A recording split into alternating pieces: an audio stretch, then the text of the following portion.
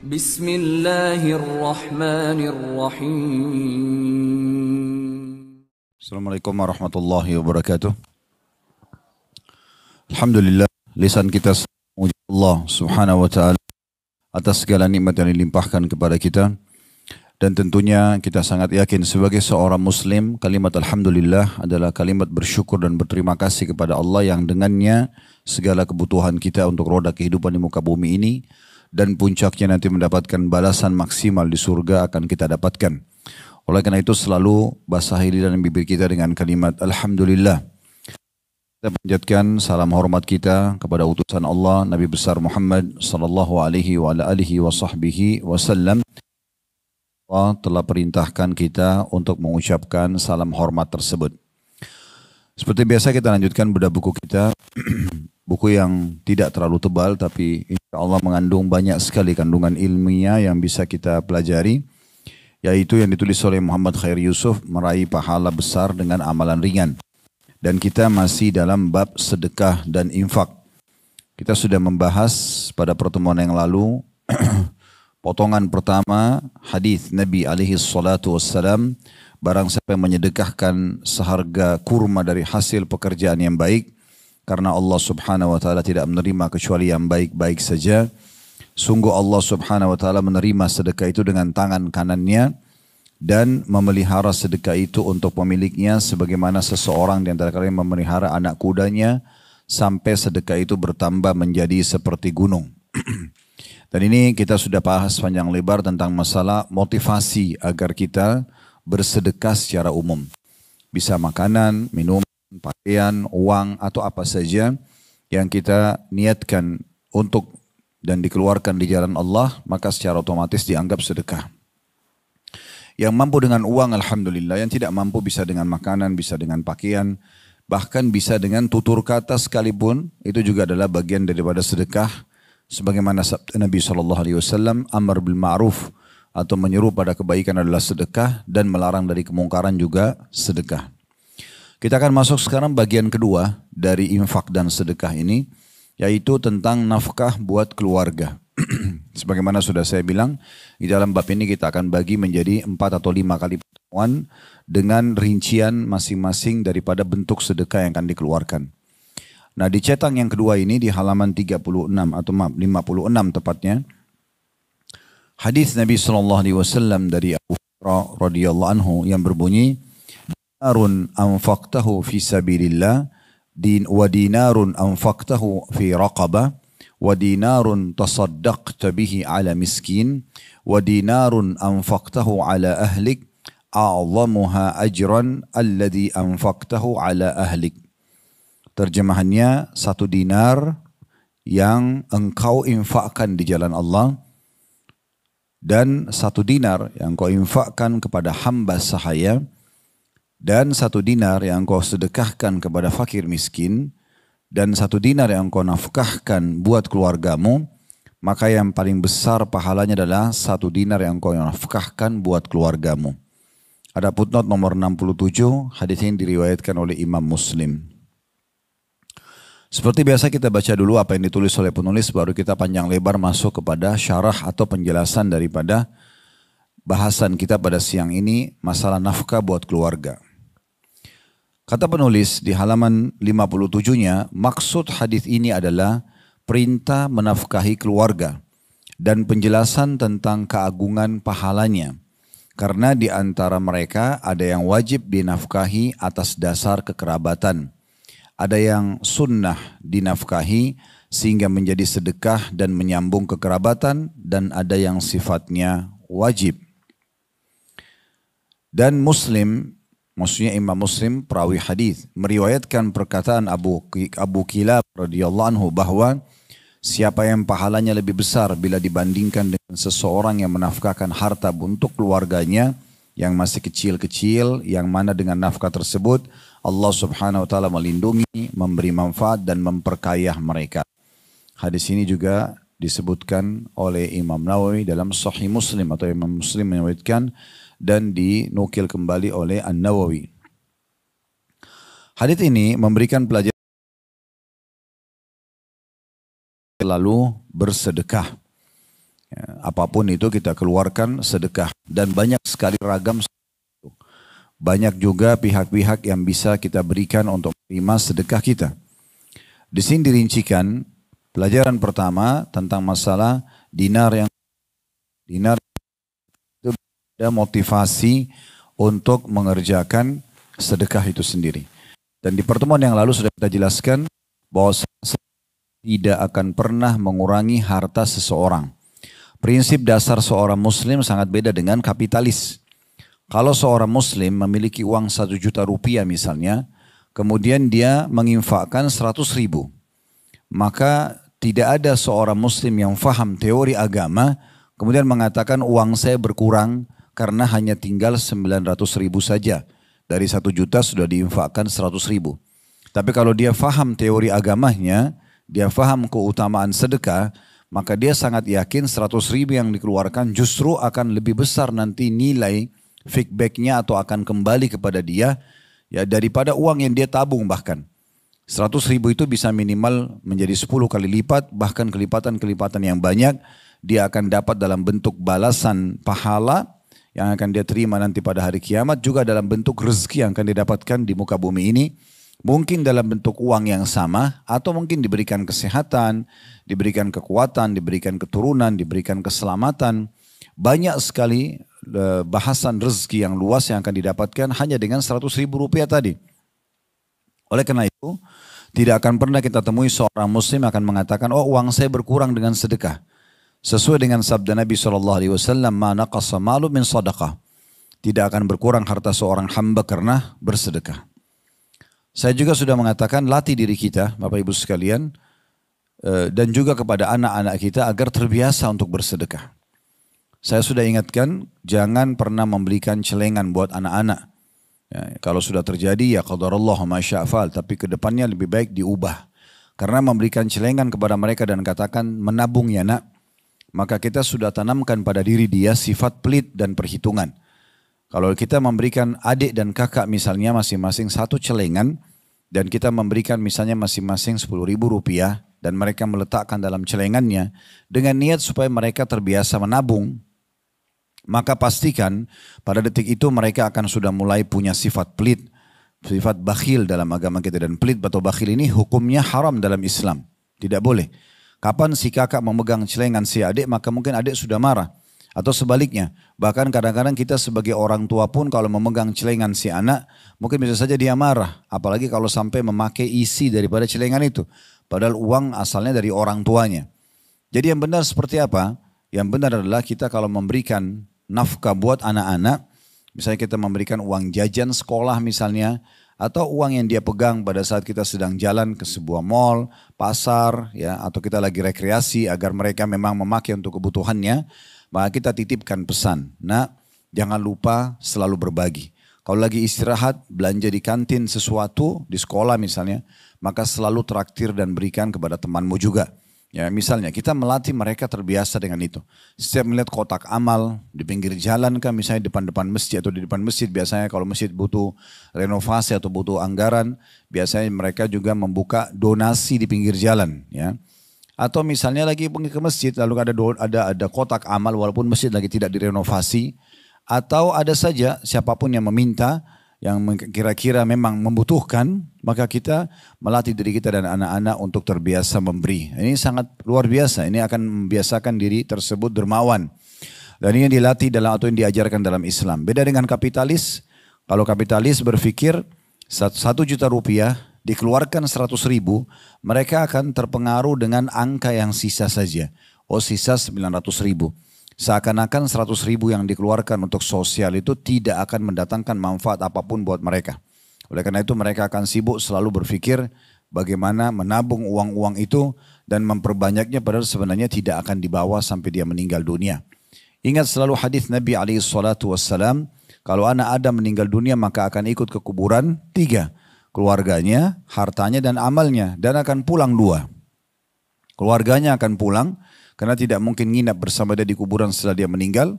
Begitu juga dengan hartanya, mobil semewah apapun paling jauh diparkir di pagar kuburan kemudian akan dibawa pulang jadi warisan. dan tinggal bersama dia justru amalnya. Nah itu tadi misalnya contoh yang dia sedekahkan 100.000 justru itu yang akan tinggal bersama dia. Yang 900.000 justru akan dibagi menjadi warisan. Dia tidak mendapatkan maksimal pahala seperti kalau dia menginfakkan di masa hidupnya. Nah salah satu substansial dalam masalah sedekah ini adalah bersedekah kepada keluarga. Faedah pertama dari hadis adalah anjuran untuk bersedekah dan sudah kita berikan tadi sedikit gambarannya. Kemudian faedah kedua, besarnya perintah ya, atau penekanan agar seseorang berinfak di jalan Allah atau yang lagi menghadapi peperangan. Kayak sekarang alhamdulillah di Palestina, di Gaza, ya, pemerintah kita juga masyarakat Indonesia umumnya terutama kaum muslimin mendukung ya untuk kemerdekaan teman-teman kita di sana dan bagaimana dibuka donasi. Bahkan Basnas pun ikut terlibat. Ya, pemerintah langsung membuka penerimaan donasi tersebut. Begitu juga dengan lembaga-lembaga sosial. Ini sangat bagus. Dan ini yang disebutkan bagian pertama dari hadis tentang anjuran untuk bersedekah di jalan Allah Subhanahu Wa Taala. Ya, tepatnya kalau lagi berperang misalnya ya.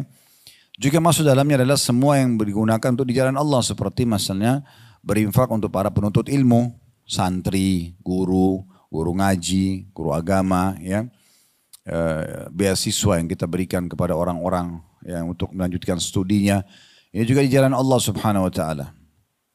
Kemudian faedah ketiga dari hadis adalah adanya anjuran juga untuk membiayai para hamba sahaya, baik kebutuhan mereka ataupun pembebasan mereka dari keterbudakan.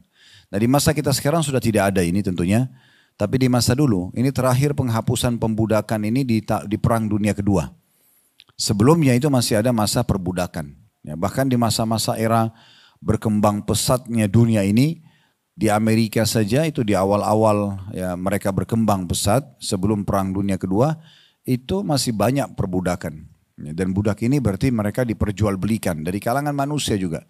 Dan alhamdulillah sudah dihapus dan termasuk negara-negara Islam lah yang pertama mendukung penghapusan tersebut. Sehingga tidak ada lagi.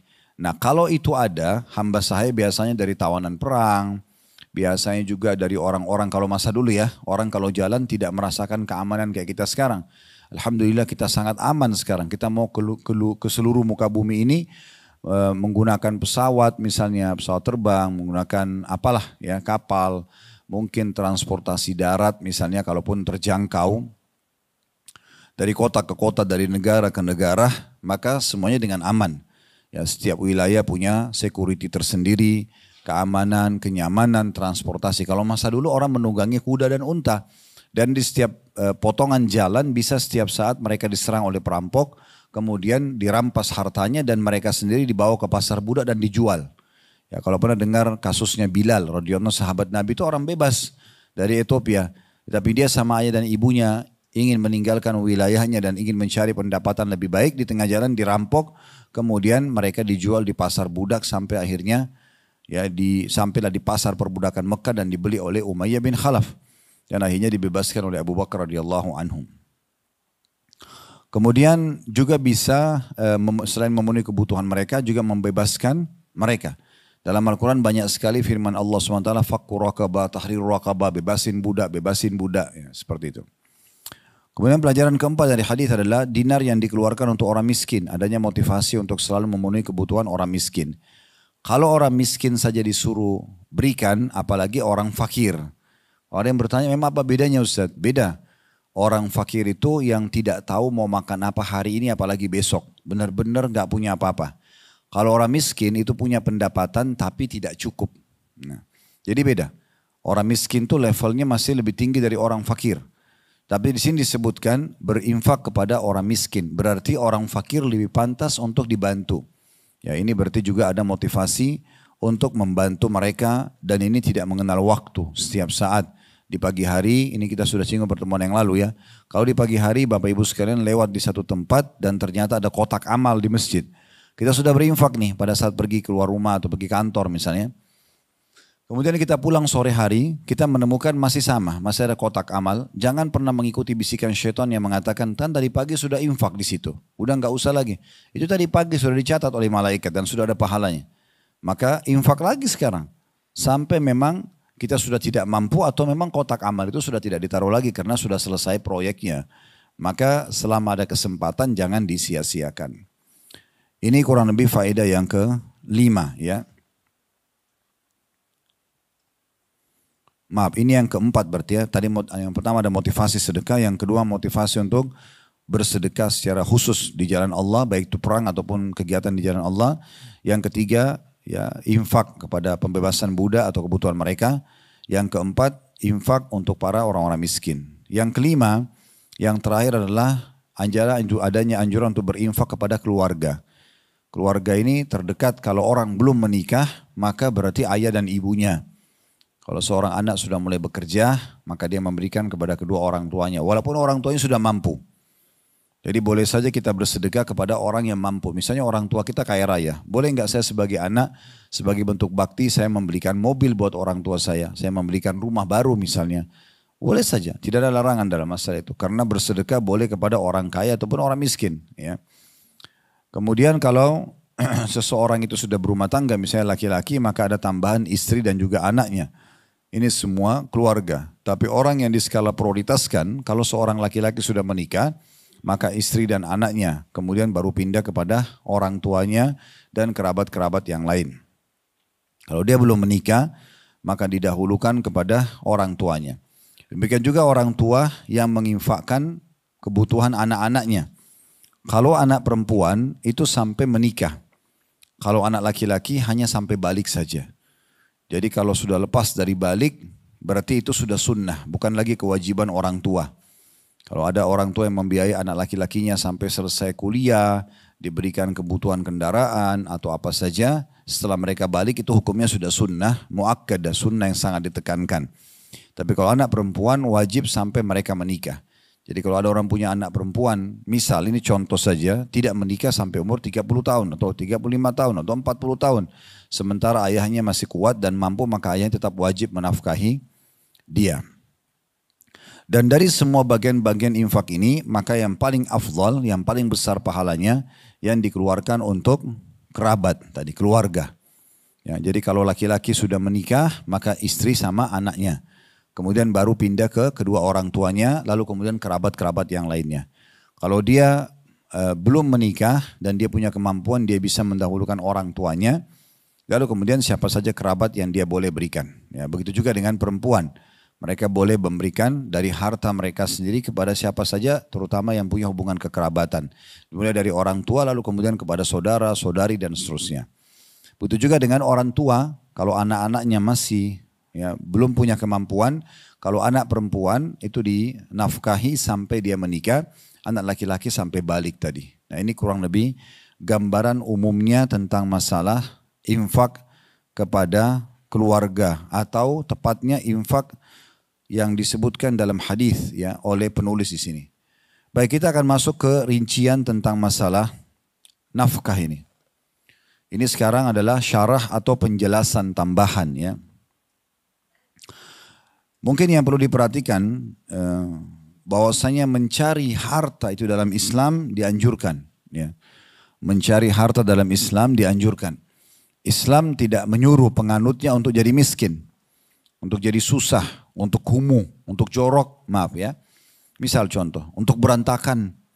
Islam menyuruh semua kita ini untuk bersih, rapi, baik penampilan, ya, menjaga martabat, nama baik, ya, menjaga kedudukan, memiliki harta yang luas, rumah yang luas, kendaraan yang bagus, semua itu dikatakan dalam Islam. Sampai kata Nabi SAW dalam hadis ya, yang sahih, sesungguhnya kebahagiaan itu terdapat pada 3. Ya, istri yang salihah, kemudian rumah yang luas, ya, kemudian tunggangan yang nyaman. Sebagian riwayat ditambahkan tetangga yang baik. Ya. Dan termasuk kesengsaraan adalah istri yang durhaka, kemudian rumah yang sempit dan tunggangan yang tidak nyaman. Kenapa ada penyebutan tentang masalah rumah dan tunggangan?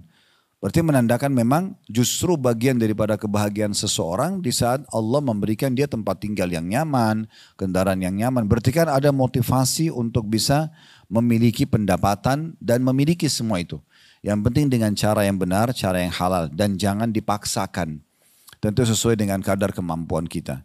Dan kalau seandainya ada orang yang Allah berikan harta melimpah dan sumbernya halal serta dia sibuk menghabiskan harta itu untuk kebutuhan yang diperintahkan oleh Allah, untuk kebutuhan dia pribadi, untuk kebutuhan keluarganya, untuk berdakwah di jalan Allah, untuk bersedekah, maka itu orang yang paling pantas untuk kita iri pada mereka. Ya, sesuai dengan hadis Nabi SAW dalam hadis Bukhari Muslim, la hasada illa fitnatain. Tidak boleh orang iri kecuali pada dua golongan saja. Kan kalau iri itu dosa ya, nggak boleh. Kita iri pada orang tidak boleh.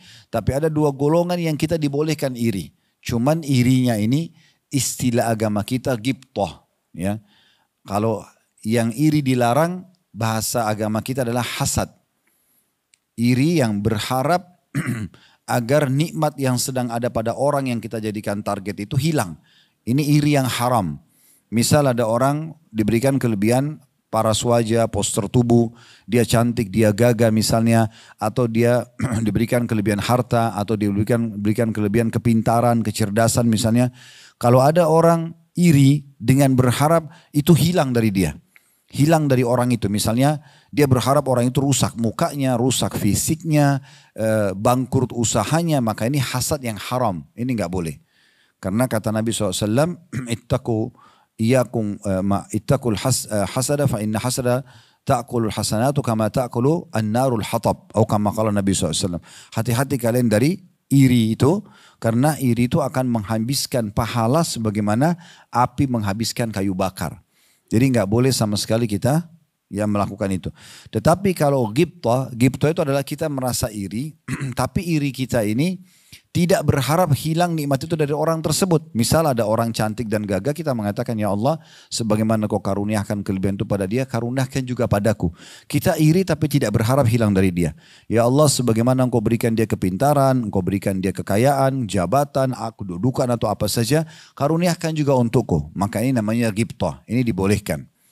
Nah kata Nabi SAW, la hasada illa fitnatain, tidak boleh orang iri, atau di sini dimaksud adalah ghibthah. Ya, kita cemburu, tapi cemburu motivasi buat diri kita agar kita minta juga sama Allah apa yang diberikan kepada orang tersebut dari kelebihan. Dengan cara Allah tentunya ya. Dan kita tidak berharap sekali lagi nikmat itu hilang dari orang tersebut. Kapan kita berharap hilang berarti itu hukumnya haram, tidak boleh. Kata Nabi SAW, yang pertama yang boleh kita iri pada mereka tapi ghibthah, ya, tidak berharap hilang dari orang tersebut. Rajulun atahu Allahu malan fasallata ala halakati fil haqq. Yaitu seseorang yang Allah karuniahi harta, lalu orang itu sibuk menginfakkan hartanya pada kebaikan. Ya. Jadi kalau ada orang kaya tapi selalu membantu orang lain, itu boleh kita ghibthah. Kita berharap Allah berikan juga kepada kita tanpa menghilangkan nikmat itu pada orang tersebut. Ini kata Nabi SAW dibolehkan. Yang kedua adalah warajulun atahu Allahul hikmah fahuwa yaqdi biha wa yu'allimuha. Yang kedua adalah seseorang yang Allah karuniahi ilmu untuknya. Ilmu Al-Quran dan Sunnah, ilmu agama. Dan dia menunaikan ya, ilmu tersebut, mengamalkan dalam hidupnya dan mengajarkan kepada orang lain. Nah, ini juga boleh kita merasa ghibthah. Kok dia lebih pintar, kok dia bisa hafal Quran, kok dia bisa hafal hadis, kok dia bisa begitu dan begitu, saya juga mau tapi kita tidak berharap hilang dari dia. Ini dibolehkan. Tapi saksi bahasan kita bisa lihat bagaimana orang yang boleh kita cemburui justru orang yang punya kekayaan. Tapi kekayaan dari sumber yang halal dan tidak berharap hilang dari dia nikmat tersebut. Tapi kita jadikan sebagai cambuk motivasi buat kita agar kita bisa mendapat seperti dia dan melakukan hal yang sama ya. Karena kalau kita juga diberikan harta babi ibu sekalian tapi kita gunakan pada maksiat, ini masalah. Ini akan membuat hukuman Allah datang kepada kita. Tapi kalau kita gunakan untuk kebaikan maka tidak masalah. Ulama mengatakan ya, bahwasanya pengeluaran harta dalam kebaikan dibagi menjadi 3 bagian. Pengeluaran harta di jalan kebaikan ini dibagi menjadi 3 bagian. Yang pertama, pengeluaran untuk kepentingan pribadi. Jadi boleh kita beli baju yang bagus, boleh kita makan yang berkualitas, boleh buat diri kita. Gak dilarang dalam Islam. Yang penting perhatikan 2 hal. Sumbernya halal dan juga tidak berlebih-lebihan, tidak mubazir. Ya.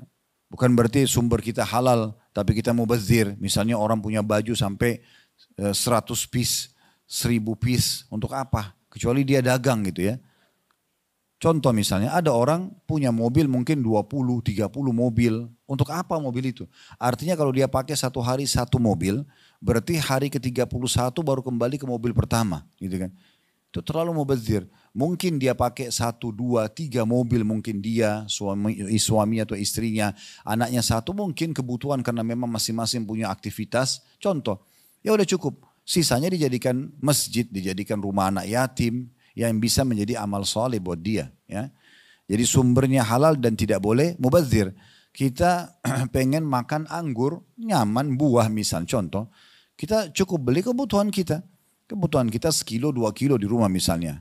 Ya. Tapi kalau beli satu keranjang isinya 30-40 kilo. Mungkin orang tidak makan. Kecuali kita mau sedekah, beda. Ini kita bicara dulu masalah buat diri kita. Kan sekarang jenis infak kebaikan itu dibagi 3. Bagian pertamanya adalah menginfakkan sesuatu buat diri sendiri. Jadi berarti kebutuhan kita, ya, jangan berlebihan. Ingat sumbernya halal dan jangan mubazir. Kemudian masih di poin pertama, yaitu keluarga. Nah ini keluarga tadi saya bilang kalau laki-laki sudah menikah berarti istri sama anaknya. Kemudian baru orang tuanya, baru kemudian kerabat-kerabat lainnya. Kalau seorang istri maka dia berinfak kapan saja buat keluarganya atau buat suaminya atau buat anaknya itu kapan saja. Ya, dia tidak terikat seperti laki-laki. Kalau laki-laki itu memang setelah menikah dia punya kewajiban menambah daripada ke orang tuanya, saudara-saudara kerabatnya adalah istri dan anaknya. Bahkan dia harus mendahulukan istri dan anaknya pada kebutuhan dasar. Nanti akan kita jelaskan tolok ukur atau kadar ukuran nafkah yang diberikan kepada keluarga. Kemudian orang-orang yang wajib untuk dinafkahi. Ya, siapa saja misalnya saudari, ponakan, ya, semua itu berarti punya hubungan kekerabatan. Dan dia tahu sumbernya halal serta tidak mubazir. Itu penting sekali ya. Jadi banyak orang karena suka hobi juga berinfak. Banyak makanan yang basi, buah-buahan yang rusak, dibuang. Pakaian yang tidak dipakai, sudah sekian tahun cuma digantung di lemari saja. Ya. Jadi kalau kita membeli sesuatu sesuai dengan kebutuhan bukan keinginan. Karena kalau keinginan tidak akan pernah selesai. Ya. Jangan juga hanya terpengaruh dengan promo atau diskon terus tiba-tiba kita pun akhirnya selalu belanja, ya. Karena diskon dan promo tidak habis sampai hari kiamat, ya. Akan selalu ada. Bahkan ada sebagian toko tulis spanduk diskon 50% sampai rusak spanduk itu nggak selesai-selesai promonya, gitu kan. Jadi kalau kita butuh ya udah kita beli, kalau enggak jangan. Ya. Ini penting sekali karena nanti akan ada, semua ini akan ada hisapnya ya.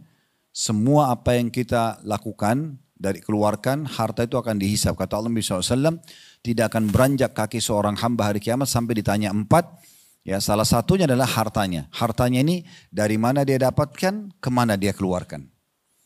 Ya, jadi kita dapat dari mana? Sumbernya halal misalnya. Masih ditanya lagi, kalau dikeluarkan nanti kemana? Itu akan ditanyakan. Ya. Oleh karena itu dalam penggunaan dana juga ini ya dibagi menjadi 4 bagian juga orang-orang. Ini kita masih di poin tadi ya. Jadi ada orang yang sumbernya halal, ini yang terbaik. Sumbernya halal, dikeluarkan pada yang halal. Ini orang yang terbaik. Dia kerja, banting tulang, dia cari pendapatan halal, kemudian juga dikeluarkan untuk kebutuhan dia, untuk keluarganya, untuk infak jalan. Ini orang yang terbaik. Yang kedua adalah orang yang buruk ini. Yaitu dia sumbernya halal, tapi dikeluarkan pada yang haram. Misalnya dia kerja banting tulang halal, tapi dipakai judi, dipakai mabuk, dipakai zina. Ini bagian pertama mencari rezeki halal dapat pahala. Bagian kedua dikeluarkan dapat dosa. Karena nggak boleh dikeluarkan pada yang haram. Yang ketiga adalah dibalik dari poin yang kedua. Sumbernya haram tapi dikeluarkan pada yang halal. Hasil manipulasi, hasil korupsi, tapi dipakai umroh, dipakai haji. Dipakai kasih biaya keluarga. Ini jadi haram semuanya. Semuanya jadi haram. Karena sumbernya sudah haram. Ya, ibaratnya makanan basi dikasih. Cuma dikemas saja. Ini nggak bisa. Ini golongan ketiga atau bagian ketiga dari jenis orang yang punya sumber pendapatan. Yang keempat yang paling buruk sekali. Sumbernya haram dikeluarkan pada yang haram. Hasil mencuri dipakai untuk judi. Dipakai untuk zina. Ini buruk sekali. Ya, jadi kita cuma bisa di golongan pertama saja. Sumbernya halal, dikeluarkan pada yang halal pula. Baik. Nabi SAW bersabda tentang masalah berinfak buat diri sendiri, buat keluarga, lalu orang-orang terdekat. Ya, ini bagian jenis infak dari 3 jenis infak tadi. Yang pertama adalah infak kepada diri sendiri, keluarga, dan orang-orang yang diwajibkan kita menafkahi dari kerabat-kerabat kita. Ya, kata Nabi SAW, sungguh tidaklah engkau menginfakkan nafkah atau harta dengan tujuan mengharapkan wajah Allah, maksudnya ikhlas, ya, kecuali kamu akan dapatkan ganjaran pahala yang besar sampai pun makanan yang kau berikan ke mulut istrimu. Hadis riwayat Bukhari. Jadi sepotong roti pun yang kita kasih kepada buat kita makan, buat istri dan anak makan, atau mungkin ibu-ibu buat suaminya makan, buat anak makan, ini semua adalah infak yang terbaik. Infak yang terbaik. Jadi kalau misalnya ada seorang wanita, dia punya kekayaan, dia nikah sama seorang laki-laki mungkin lebih miskin dari dia, lebih biasa kehidupannya. Contoh di masa Nabi dulu ada seorang sahabat namanya Abdullah bin Mas'ud radhiyallahu anhu. Ini orang yang mulia, ahli ibadah tapi miskin. Ada satu perempuan namanya Zainab, kaya raya, ingin menikah sama dia, lalu menikahlah. Maka Zainab satu waktu mengatakan, wahai suamiku, aku punya harta ini, aku ingin keluarkan. Coba tanyakan kepada Nabi SAW, apakah boleh yang saya mau niat keluarkan ini saya berikan kepada anda sebagai suami saya? Kalau tidak boleh saya berikan ke orang lain. Maka kata Abdullah bin Mas'ud, karena dia punya harga diri sebagai suami, jangan saya yang nanya. Lebih baik kamu yang pergi nanya ke Nabi. Kalau Abdullah bin Mas'ud tanya kan seakan-akan ada ego, karena istrinya kaya, mau mengeluarkan harta lalu dia tanya, ini boleh nggak buat saya gitu.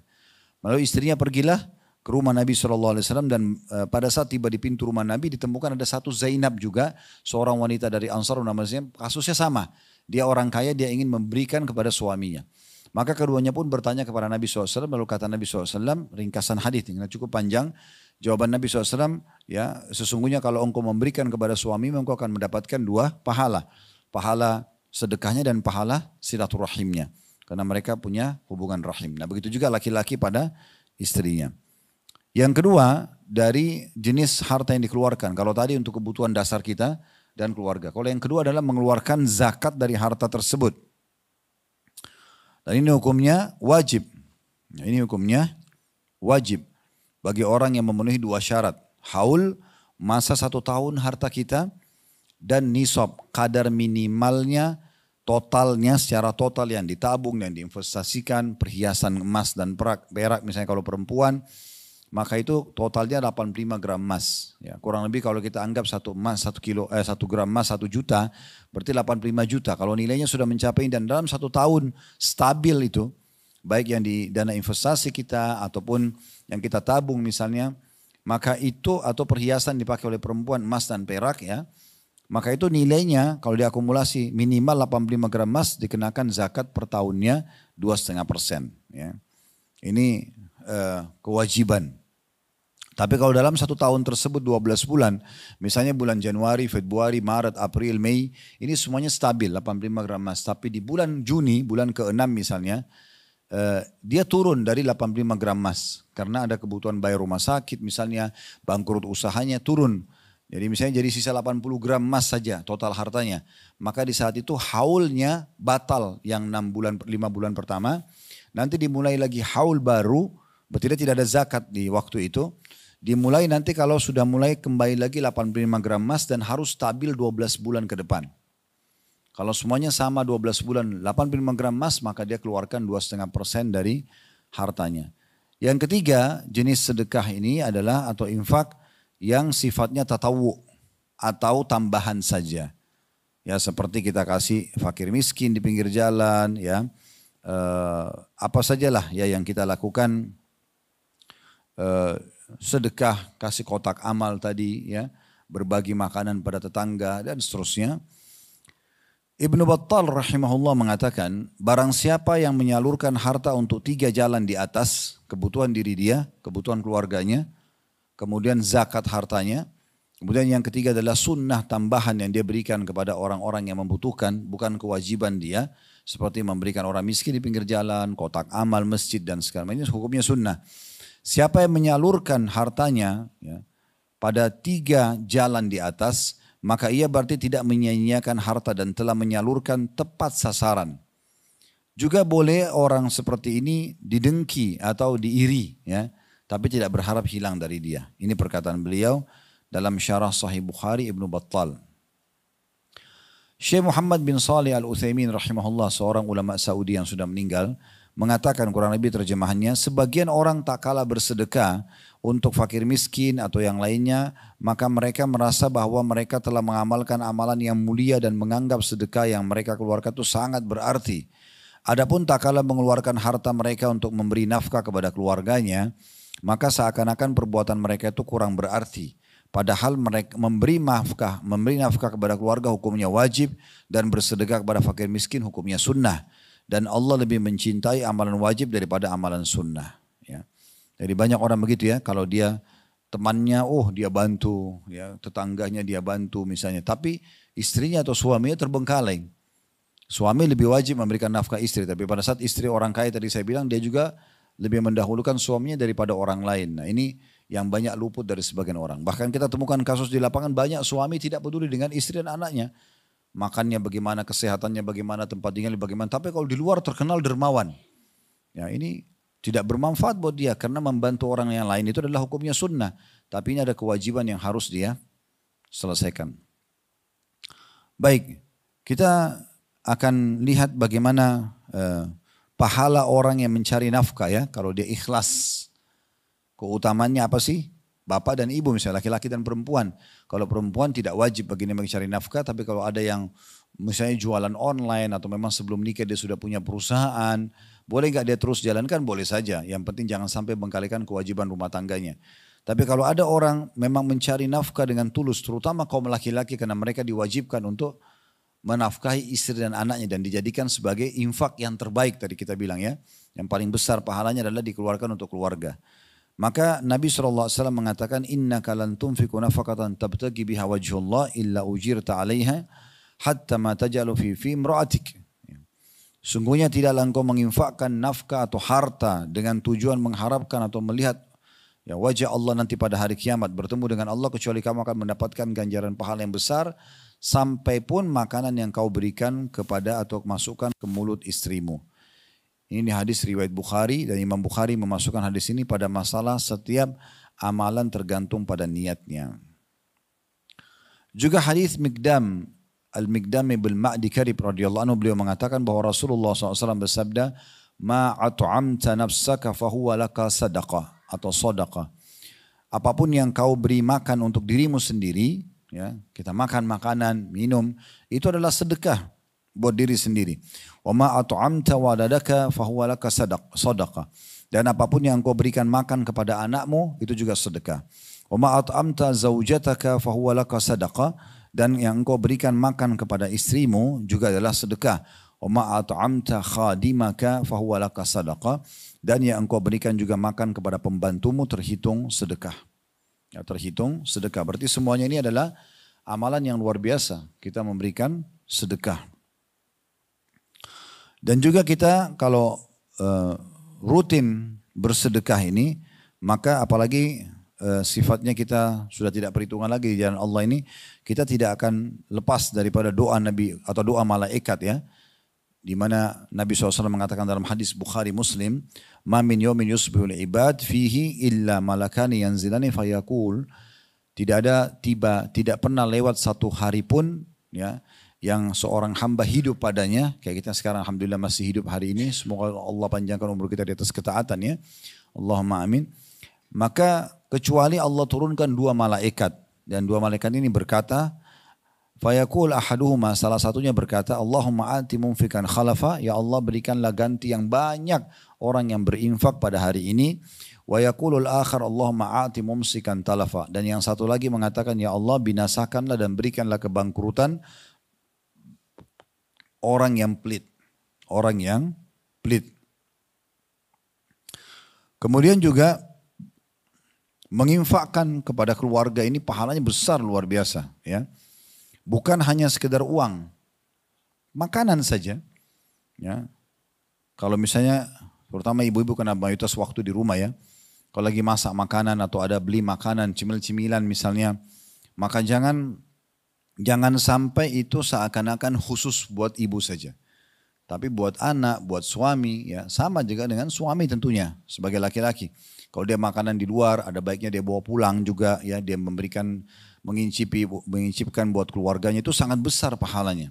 Bahkan ada jaminan surga kepada seorang wanita dalam hadis yang sahih, ya. Hadis ini hadis sahih diriwayatkan oleh Bukhari Muslim. Pernah ada seorang wanita masuk menemui Aisyah radhiyallahu anha di rumah beliau.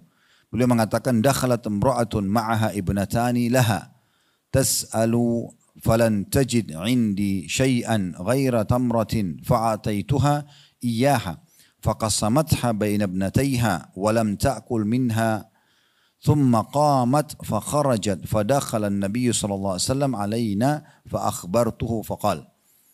Jadi kata Aisyah, satu hari pernah ada seorang ibu masuk ke dalam rumahku bertamu dan dia memiliki atau membawa 2 orang anak perempuan, masih kecil-kecil, dan meminta sesuatu makanan karena ibu ini orang miskin. Maka Aisyah pun mengatakan dia tidak menemukan di rumahku kecuali 1 butir kurma. 1 butir kurma saja. Maka 1 butir kurma ini pun karena cuma 1. Si ibu ini lapar, anaknya juga dua-dua lapar. Kan kalau secara akal-akalan pasti ibu itu makan duluan. Ya, karena dia juga lapar. Tapi karena sayangnya kepada kedua anak perempuannya, maka dia pun membagi 2 kurma itu lalu dia memberikan kepada anaknya masing-masing setengah-setengah. Dia sendiri nggak makan padahal dia lapar. Lalu ibu itu pergi, kemudian kata Aisyah, masuklah Nabi SAW menemui kami. Lalu aku pun menceritakannya. Dalam riwayat lain aku kagum dengan sikap ibu ini, bagaimana dalam kondisi dia lapar, dia malah mendahulukan kedua anaknya. Maka Nabi SAW mengatakan pada saat mendengarkan cerita itu dari Aisyah, manibtulia min hadil banati bisyai'in fa ahsana ilaihinna kunna law sitra minan nar. Barang siapa yang diuji dengan sesuatu dari anak-anak perempuan ini, maksudnya ada anak-anak perempuannya dan dia harus tumbuh besar, dia harus jaga, ya. Anak laki-laki juga sama, tapi kalau anak perempuan ini ada ekstra penjagaan.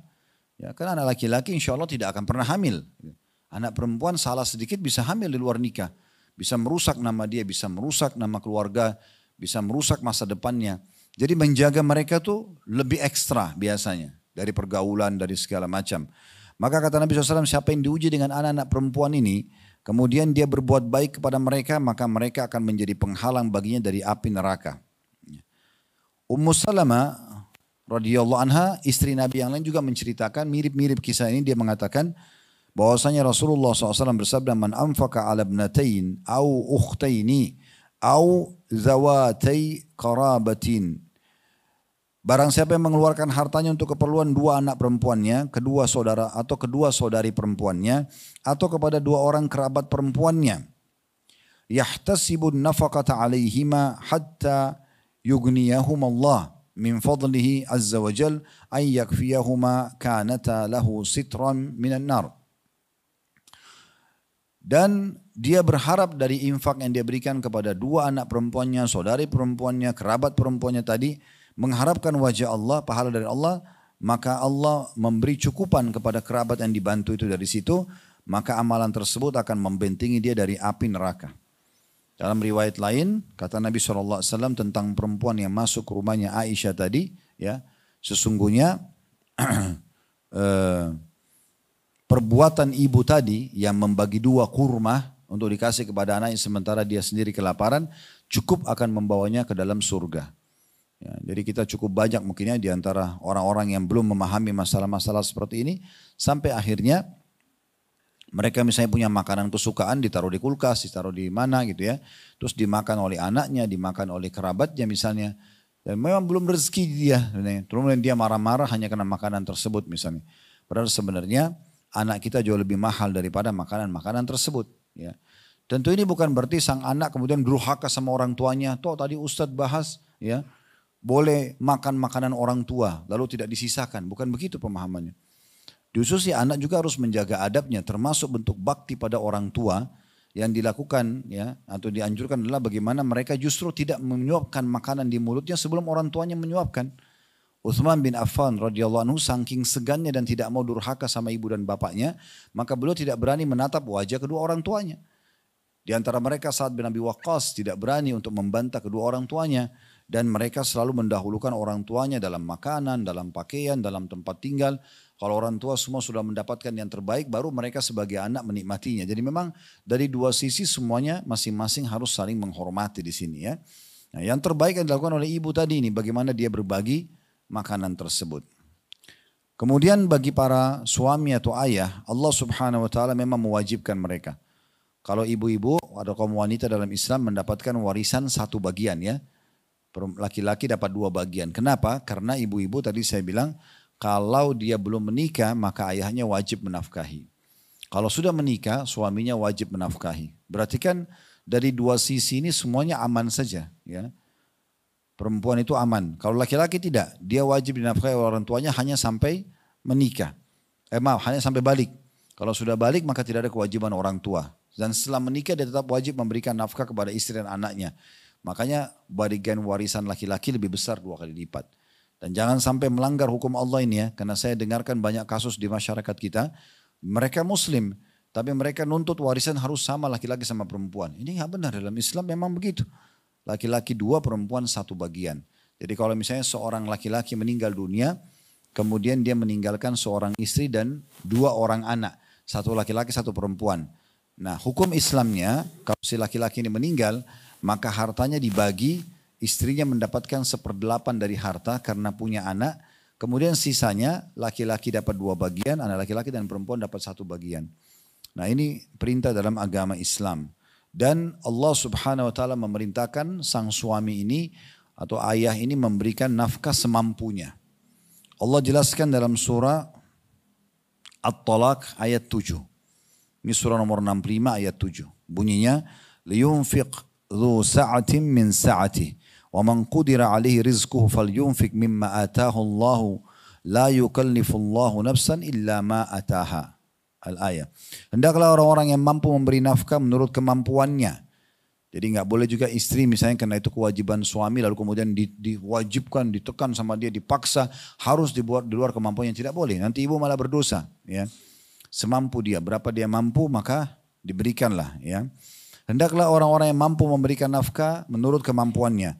Dan orang yang disempitkan rezekinya hendaklah memberi nafkah dari harta yang diberikan Allah kepadanya. Allah tidak memikulkan beban kepada seseorang melainkan sekedar apa yang Allah berikan kepadanya. Ini dalil tentang masalah perintah wajibnya seorang laki-laki memberikan nafkah. Ya. Dan tentu yang sangat bijaksana adalah dalam memanage ya, manajemen rumah tangga itu. Ini pun juga yang saya lakukan. Seorang suami duduk dengan istri lalu kemudian coba merincikan kebutuhan dasar.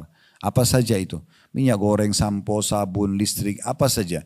Nanti kemudian keluarlah angka tertentu. Contoh misalnya 10 juta rupiah atau 5 juta rupiah atau 3 juta rupiah atau 2 juta rupiah tergantung kebutuhan orang. Misal contoh keluarlah angka 5 juta rupiah. Maka sang suami tahu berapa minimal yang dia harus cari gaji, pendapatan, dan si istri juga sudah tahu kalau 5 juta sudah memenuhi kebutuhan dasar dia. Selebihnya dia tidak boleh lagi paksakan suaminya untuk memberikan. Kecuali suaminya memberikan sukarela. Tapi tidak boleh dia paksakan. Misalnya pendapatan suami 6 juta lalu dia bilang berikan kepada saya semuanya. Itu nggak bisa. Karena suami juga punya kebutuhan dasar. Dia juga punya kebutuhan yang kita tidak tahu. Mungkin dia mau bantu orang tuanya. Mungkin dia mau beli sesuatu nanti. Ya dia mau bersedekah. Maka 1 juta itu hak dia untuk mengelolanya. Nah seperti itu gambarannya. Juga dalam Al-Baqarah ayat 233 tentang kewajiban suami atau ayah memberikan nafkah kepada keluarganya. Wa 'alal mauludi lahu rizquhunna wa kiswatuhunna bil ma'ruf. Dan kewajiban ayah memberi makan dan pakaian kepada istrinya dengan cara yang ma'ruf atau dengan cara yang mampu dan dari sumber yang halal. Ibnu Katsir rahimahullah berkata, ahli tafsir, suami punya kewajiban dengan cara ma'ruf atau baik memberi nafkah pada istrinya, termasuk pula dalam hal pakaian. Yang dimaksud dengan cara ma'ruf adalah dengan memperhatikan kebiasaan masyarakat. Nafkah tersebut tidak berlebih dan tidak pula kurang. Hendaklah suami memberi nafkah sesuai kemampuannya dan yang mudah untuknya, bersikap pertengahan dan juga hemat. Nah ini perkataan Ibnu Katsir rahimahullah. Seorang suami tentunya harus juga memperhatikan ya bagaimana bermuamalah dengan istrinya, sebagaimana istri juga wajib memperhatikan muamalah dengan suaminya. Seorang istri wajib patuh, mencari keridhaannya, sopan santun dengan istrinya, dengan suaminya. Suami juga sama. Bagaimana dia berakhlak yang baik kepada istrinya. Itu akan rumah tangganya terbangun dengan tatanan yang baik. Semuanya saling mendukung, saling ramah, tidak mencari-cari kesalahan. Kalau ada kesalahan pun sudah minta maaf, dimaafkan dan coba diperbaikin. Semua itu adalah bagian daripada syariat Allah subhanahu wa ta'ala. Dan itu diajarkan oleh Nabi alaihi salatu wassalam. Tidak akan pernah langgeng rumah tangga kalau selalu yang ada adalah egoisme. Merasa diri lebih benar, merasa diri selalu kurang, merasa diri selalu yang dicari kesalahan-kesalahan pasangan, ini tidak akan pernah selesai. Oleh karena itu kita harus hati-hati sekali. Ya, bagi perempuan tentunya hadis Nabi SAW yang masyhur, istri manapun yang sholat 5 waktu, yang berpuasa Ramadan, ini tidak disebutkan sholat sunnah, tidak disebutkan puasa sunnahnya, dan melayani dan taat pada suaminya pada hal yang ma'ruf yang dibolehkan, maka kecuali pada saat meninggal dia akan masuk dari 8 pintu surga yang mana dia mau masuk. Ya, berarti tiket surga sudah ada dengan jaga sholat 5 waktu, puasa Ramadan, dan juga melayani suami dengan baik. Sementara untuk suami tentunya hadis yang masyhur. Kata Nabi SAW, "Fattaqullaha fin nisa." Maka bertakwalah kepada Allah kalian dalam bermuamalah dengan para wanita. Di sini maksudnya adalah istri. Fa innakum akhadtumuhunna bi amanatillah, karena kalian mengambil mereka, maksudnya menikahi mereka dari rumah ayahnya itu dengan amanah dari Allah, karena ini hukum Allah. Wastahlaltum furujahunna bi kalimatillah, dan kalian telah menghalalkan kemaluan mereka untuk dinikmati itu dengan kalimat Allah, dengan kalimat akad nikah, gitu kan? Walakum alaihinna alla yuti'na furusyakum ahadan takrahuna, dan kalian punya hak dari para istri agar mereka tidak memasukkan siapapun yang kalian tidak sukai ya di rumah kalian ya, atau menginjak permadani kalian ya. Ini istilah rumah sebenarnya. Fa'in fa'alna dzalika fadribuhunna darban ghairu mubarrah. Kalau mereka tetap melanggar peraturan-peraturan Allah, maka kalian boleh memukulnya tapi pukulan yang tidak boleh berbekas. Walahunna alaikum rizquhunna wa kiswatun bil ma'ruf. Dan kalian harus punya kewajiban wahai para suami untuk memberi mereka nafkah dan pakaian dengan cara yang ma'ruf. Riwayat Imam Muslim. Dalam riwayat yang lain, riwayat Abu Daud, kata Nabi SAW, an tut'imaha idha ta'imt. Wahai para suami, berilah makan istrimu dan anakmu sebagaimana kau makan. Wa taksuha idza iktasait, dan engkau juga memberikan mereka pakaian sebagaimana engkau berpakaian. Ya. Kemudian wala tadribul wajh, dan jangan pernah kau memukul wajah. Wala tuqabbih, dan jangan menjelek-jelekkan. Wala tahjur illa fil bait, dan tidak boleh diboikot kecuali di rumah saja. Ya, karena ada diperintahkan dalam salah satu ayat Al-Quran, Allah subhanahu wa ta'ala memerintahkan agar istri yang nusyud, yang membangkang ya, disuruh sholat gak mau, tutup aurat gak mau, ini suami gak mau, ini nusyud namanya, membangkang. Maka ini hukumnya dinasihati baik-baik. Kalau tidak mau dengar, maka dia boleh diboikot, diranjang. Ya, tidak terjadi interaksi biologis. Kalau tidak mau juga boleh ada pukulan, tapi pukulan tidak boleh berbekas. Nggak boleh wajah, nggak boleh menyakiti fisik atau membuat luka, itu nggak boleh. Tapi sebagian ulama mengatakan darbatun ghairu mubarrah, pukulan yang tidak berbekas seperti menggunakan kayu siwak saja dan mengingatkan di tangannya, ini nggak boleh, ini haram. Kalau juga tidak mau maka boleh diistikharahkan untuk tidak melanjutkan rumah tangga atau melanjutkan rumah tangga itu tentunya. Ya. Bagi suami yang punya kemampuan ala kadarnya, maka di sini sang istri kalau sudah jadi status istri, wajib bagi dia untuk bisa mendukung dan menerima itu. Misal suami hanya bisa memberi 1 bungkus nasi uduk 1 hari, ya sudah 1 bungkus itu dimakan berdua. Bilal radhiyallahu anhu karena miskinnya beliau pernah makan 1 butir kurma berdua dengan istrinya. Ya. Itu kemampuannya, tapi setelah Allah bukain rezeki, Bilal ikut peperangan, punya banyak harta rampasan perang. Akhirnya beliau berbagi sangat luar biasa dengan istrinya. Jadi memang sesuai dengan keadaan. Beda kalau suami itu mampu lalu sengaja membuat istrinya kelaparan. Itu bisa dosa. Karena kata Nabi SAW, kafal mari ithman ayudayya man yaqutu. Sungguh sangat berat hukuman dosa bagi orang yang membengkalikan siapa yang wajib dia nafkahi. Dia mampu tapi istrinya kelaparan, anaknya kelaparan. Bahkan pernah Hindun radhiyallahu anha, istrinya Abu Sufyan radhiyallahu anhu, menceritakan kepada Nabi Muhammad SAW awal masuk Islam. Ya Rasulullah, Abu Sufyan orang yang sangat pelit. Dia nggak mau tahu saya makan sama anak saya dari mana. Nggak mau tahu, pokoknya nggak pernah kasih uang sama sekali. Lalu bagaimana, apa yang harus saya lakukan? Saya juga tidak punya income. Lalu kata Hindun, ya Rasulullah, boleh nggak saya ambil uang Abu Sufyan? Diam-diam dia tidak, karena tidak mau kasih uang, tidak ada uang sama sekali dikasih. Perhatikan ya, ini memang sang suami tidak memberikan sama sekali. Tidak mau tahu hidup dari mana. Ya, masalah makanan, minuman, pokoknya nggak mau tahu apa-apa. Datang rumah cuma mau dilayani tapi tidak pernah memberikan nafkah. Maka kata Nabi SAW, khudhi ma yakfiki wa waladiki bil ma'ruf. Ambillah dari hartanya yang bisa mencukupi kebutuhanmu dan anakmu dengan kadar sepatutnya. Hadis riwayat Bukhari. Maksudnya kalau kamu ambil lebih maka bisa saja kamu berdosa. Kalau kamu ambil lebih maka bisa saja kamu berdosa. Ya.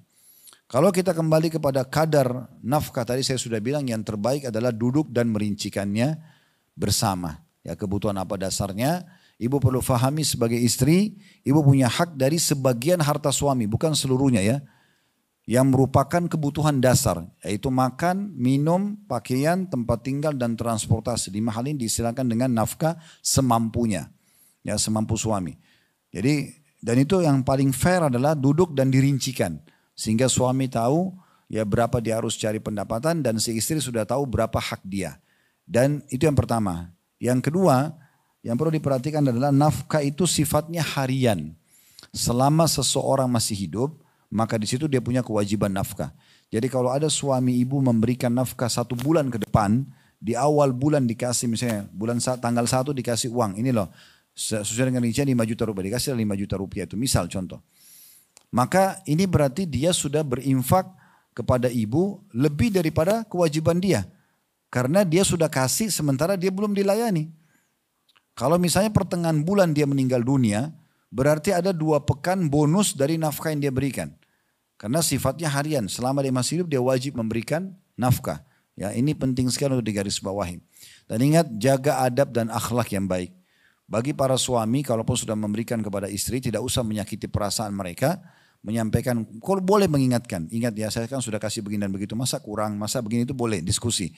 Si istri pun sama, dalam meminta nafkah itu harusnya tahu ini meminta hasil keringat orang.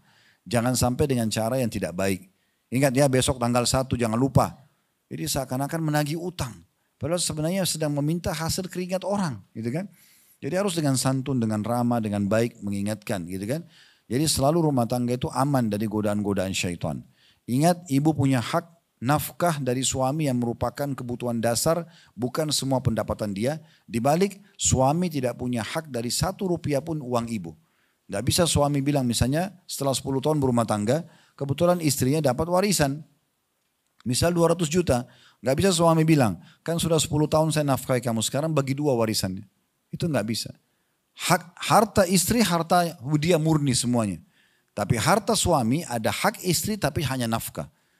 Jadi nggak boleh ibu mengambil semuanya, gitu kan?